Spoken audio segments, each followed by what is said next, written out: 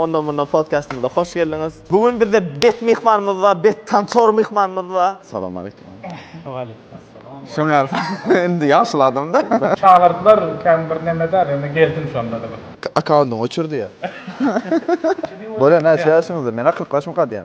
Yo edil yüzden seresen ikiniz deňre. Yo o zatlardan däl, sana da bankdan pul gerekmi? O opşi Instagram'dan näçe pul galan? Abi, sen daha var o da boğulamadın. Boğul bir terbiye, bir oğlanın mengzi bunlarını kendi bilemez. Şu adam açacak $100.000 şu adamda.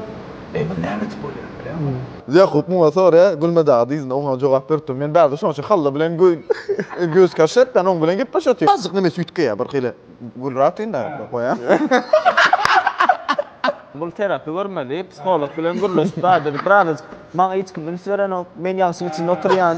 Ya erkek bolsaňyz ende goýuň da video näçe gorkýaňyz hanymy? Näçe erkeklik nämede? Over yani bizlere. Abla, eşkur diýipler, gowran falan. Nor diýal, oğlum, gowran falan. Şu gün tan soýnap bitirip beradi.